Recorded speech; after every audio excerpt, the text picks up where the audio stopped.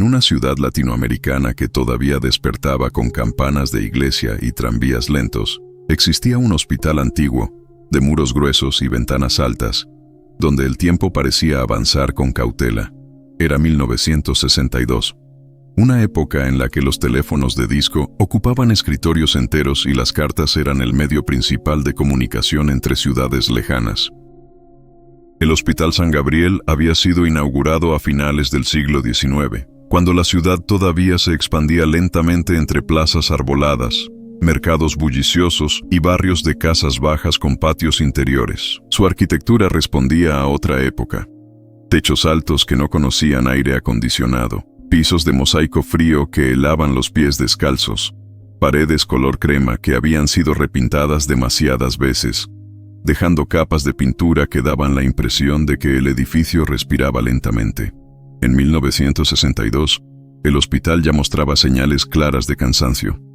Las tuberías gemían por las noches como si protestaran por el trabajo. Las ventanas no cerraban del todo, permitiendo que una brisa constante circulara por los pasillos.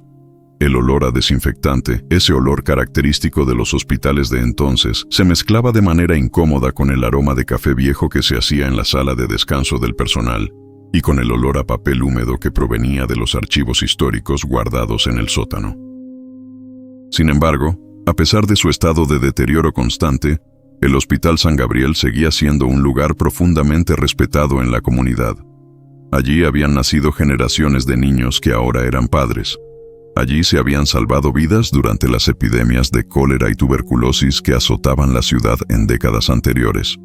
Pero allí también se habían perdido muchas otras, en noches largas y oscuras cuando la medicina aún no disponía de los medicamentos que hoy son considerados básicos.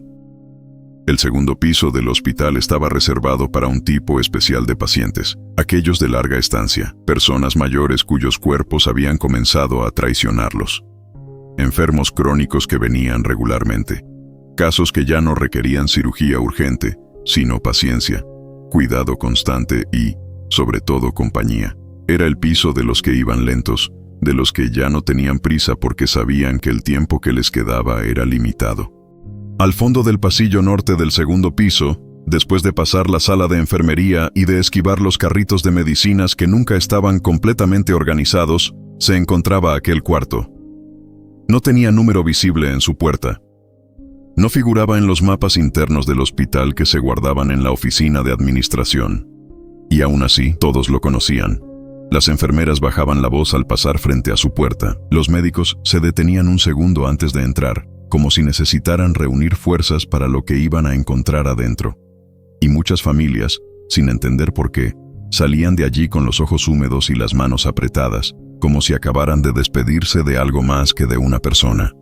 Físicamente, no tenía nada especial a simple vista. Era un cuarto pequeño, tal vez de 4 metros por 3, con una sola ventana orientada al patio interior del hospital, donde crecía una bugambilia que florecía cada primavera con flores de un morado intenso. Contenía una cama de hierro pintada de verde oscuro, una silla de madera con el asiento gastado por años de uso, y una mesita con una lámpara de cristal amarillento que apenas iluminaba. En una esquina había un crucifijo pequeño, de madera clara, sin adornos. Pero algo en su atmósfera era distinto a cualquier otra habitación del hospital. El aire parecía más denso, como si tuviera peso. El silencio era más profundo, como si las paredes absorbieran los ruidos externos. Y el tiempo, extrañamente, parecía avanzar más lento dentro de esas 4 paredes. La enfermera Elena Morales llevaba 12 años trabajando en el Hospital San Gabriel. Había comenzado como aprendiz, una muchacha de apenas 18 años sin experiencia en nada, y con el paso de los años se había convertido en el corazón silencioso del piso. Era una mujer de manos firmes que nunca temblaban, incluso en las situaciones más difíciles. Su mirada era serena, casi contemplativa, como si hubiera visto tanto que ya nada podía sorprenderla realmente. Era conocida entre el personal por su trato amable hacia todos, tanto con los pacientes como con las familias, y por su costumbre poco común de hablar con los pacientes aunque estos no respondieran, como si supiera que en algún nivel profundo, ellos aún la escuchaban.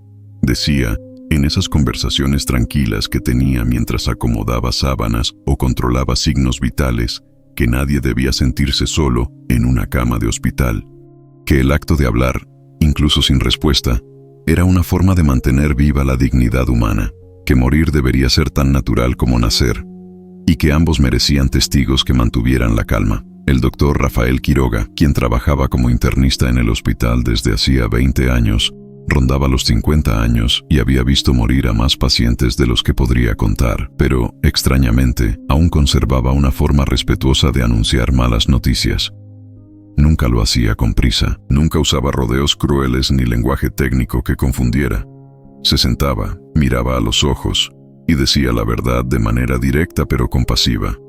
Había aprendido, a lo largo de las décadas, que la gente no teme tanto a la muerte como al abandono durante el proceso de morir. También estaba don Ernesto, el vigilante nocturno, quien era prácticamente invisible para muchas personas. Un hombre delgado de apenas 60 años, con un bigote canoso cuidadosamente peinado, que conocía cada crujido de las tuberías, cada chirrido de puertas, cada variación de las luces.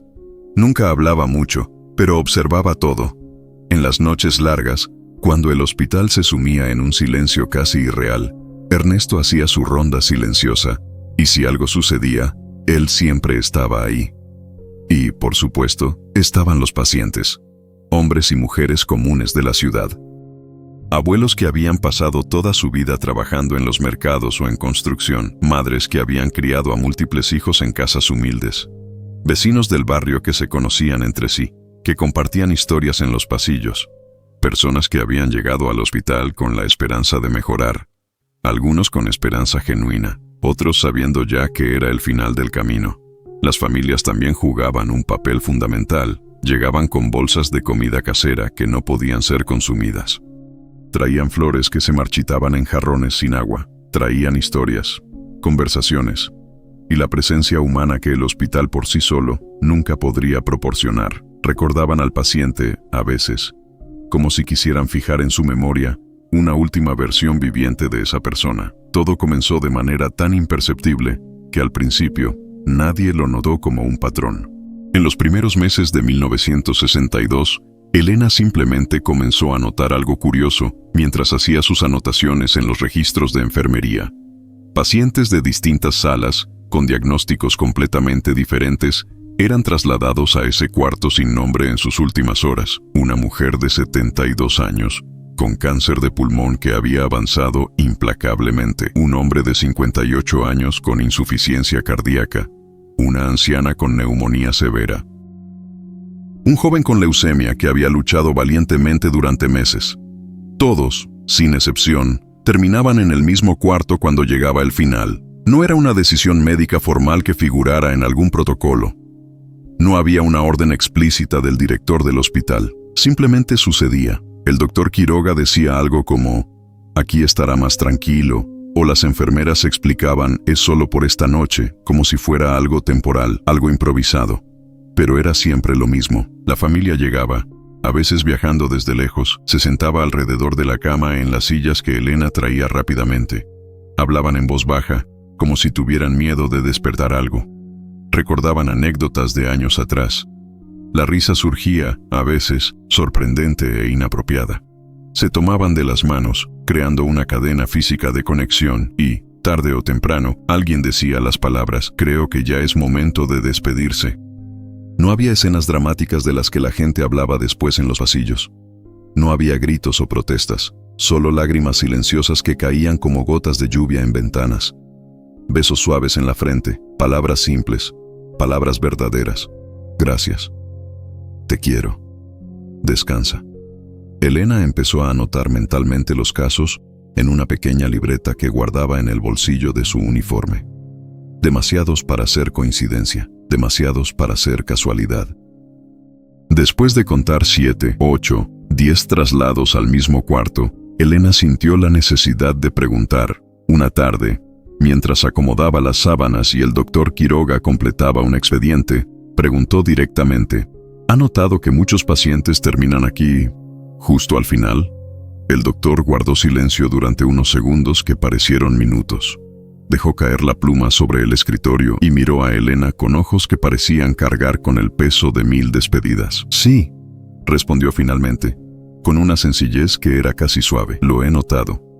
¿Y por qué?, preguntó Elena, como si la respuesta fuera un secreto que él guardaba. Quiroga miró la ventana, como si buscara una respuesta que no estaba escrita en ningún expediente médico, en ningún manual, en ningún lugar académico. No lo sé, dijo honestamente.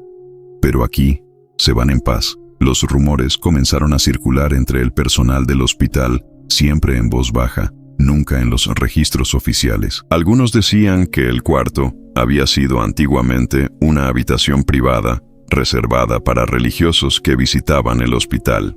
Otros aseguraban que allí había muerto el primer director del hospital, acompañado no solo por su esposa, sino por toda su familia extendida, en una ceremonia cuasi religiosa que había marcado el espacio de alguna manera inexplicable.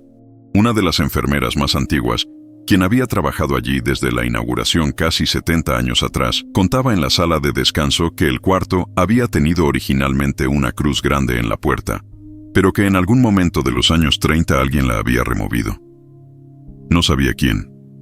No sabía por qué. Solo sabía que la cruz había desaparecido. Don Ernesto, el vigilante, contaba en susurros que por las noches el cuarto era más silencioso que el resto del piso. Ni ruidos, ni pasos, ni ecos, como si el sonido mismo lo evitara, como si el hospital respetara ese espacio. Murmuraba con la extraña sabiduría de quien pasa las noches en soledad en edificios antiguos. Elena, en sus horas libres, fue a los archivos antiguos del hospital. Entre documentos amarillentos y polvorientos, encontró algo curioso. En planos muy viejos, datados de 1899, el cuarto aparecía marcado con una cruz pequeña, distinta a las demás habitaciones. No había explicación en ningún lado. Ninguna nota. Ninguna referencia. Solo esa marca que persistía en los papeles, como un secreto que el tiempo había guardado. Algunas familias regresaban años después, cuando sus seres queridos ya habían sido enterrados en el cementerio de la ciudad. Regresaban solo para ver la puerta, para quedarse unos segundos en silencio frente a ella, para recordar ese último momento. Una mujer mayor dijo una vez, con ojos que miraban hacia adentro: «Aquí mi madre me pidió que no llorara. Y no lloré hasta salir de este lugar». Otro hombre comentó, su voz temblando ligeramente: «Nunca entendí por qué nos trajeron aquí, pero fue el único lugar donde mi padre sonrió al final. Después de 3 meses aquí en el hospital, tan enfermo, tan débil, sonrió». El caso que marcó definitivamente al personal ocurrió en noviembre de 1962, cuando las temperaturas de la ciudad comenzaban a descender lentamente hacia el invierno. Una joven llamada María Teresa fue ingresada al hospital en septiembre. Tenía apenas 30 años, estaba casada. Tenía 2 niños pequeños que pasaban las tardes en el hospital sentados en el pasillo, dibujando o leyendo libros gastados. María Teresa llevaba meses enferma, y los doctores habían dejado de hablar de curación hacía tiempo. En octubre, el doctor Quiroga habló con su esposo en privado. Le dijo las palabras que nadie quiere escuchar. Le dijo que podría ser una cuestión de días. Podría ser una cuestión de horas. En noviembre, María Teresa fue trasladada al cuarto sin nombre. Su madre pasó la noche sentada junto a la cama. Era una mujer que había enviudado años atrás, que había trabajado como costurera toda su vida con los dedos deformados por el uso constante. No hablaba, solo acariciaba el cabello de su hija, como si quisiera memorizar la sensación. Al amanecer, María Teresa abrió los ojos, a pesar de que llevaba horas con los párpados cerrados. Su voz era débil, apenas audible. «Gracias por traerme aquí». La madre, sorprendida, preguntó con urgencia: «¿Aquí dónde? ¿Te duele algo? ¿Necesitas algo?». La joven miró alrededor del pequeño cuarto, respiró hondo y respondió con una claridad que contradecía su estado físico, donde uno puede despedirse sin miedo. Minutos después, María Teresa se fue. No fue dramático, simplemente dejó de respirar, como quien decide que es suficiente. Elena salió del cuarto con lágrimas contenidas que no pudo retener por mucho tiempo. El doctor Quiroga se quitó los lentes y permaneció en silencio durante un largo rato, tan largo que sus colegas comenzaron a preocuparse. Nadie volvió a cuestionar el uso de ese espacio, ni los doctores, ni los administradores, ni los visitantes. Era como si el cuarto hubiera obtenido una permutación oficial para ser exactamente lo que ya era. Con los años, el hospital fue modernizándose gradualmente. Se cambiaron las camas de hierro por otras más nuevas. Se pintaron las paredes de nuevos colores. Se instaló aire acondicionado en algunas secciones. Se numeraron todas las habitaciones con sistema de placas metálicas nuevas. El cuarto del segundo piso recibió finalmente un número también. Una placa metálica estándar, una cerradura nueva que funcionaba adecuadamente, y fue asignado como habitación regular en los registros. Pero para quienes lo conocieron antes, quienes lo habitaron en esos primeros años de los 60, siempre sería el mismo. El cuarto sin nombre, el lugar de las despedidas. Algunas enfermeras mayores, ya jubiladas, aún decían cuando visitaban a amigos hospitalizados: ahí, la gente se despide mejor. Cuando el hospital cerró parcialmente décadas después, durante las reformas estructurales del edificio, ese cuarto fue uno de los últimos en vaciarse.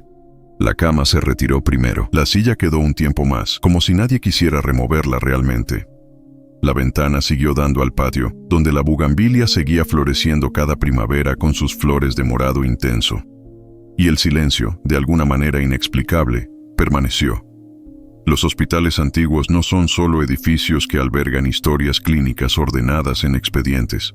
Son lugares que guardan palabras no dichas, miradas finales compartidas entre personas que se amaban, manos que se sueltan lentamente después de toda una vida unidas. En 1962, aquel cuarto sin nombre enseñó algo que no se aprende en libros de medicina ni en manuales de procedimientos: la importancia fundamental de despedirse con dignidad, de permitir que el final sea tan importante como el comienzo, de reconocer que morir es parte de vivir y que merece el mismo cuidado, la misma atención, el mismo respeto. Porque a veces, más que curar, un hospital también acompaña. Y más que salvar vidas, ayuda a cerrar ciclos. Enseña que la muerte no es un fracaso de la medicina, sino una puerta que todos atravesaremos y que merece ser cruzada con paz. La memoria de ese lugar no vive en los muros, que son solo piedra y pintura. Vive en quienes encontraron allí un último momento de paz. En las familias que aprendieron que era posible decir adiós sin destruirse completamente. En los doctores que comprendieron que a veces el mayor acto de medicina es permitir que alguien se vaya. Y en ese hospital que, aunque modernizado, aunque numerado y catalogado, guardará siempre el secreto de aquel cuarto donde tantos encontraron la forma de soltar las manos, la forma de cerrar los ojos, la forma de partir, porque el verdadero cuarto sin nombre no es un lugar en un mapa. Es un momento en el tiempo, es un acto de amor, es una despedida,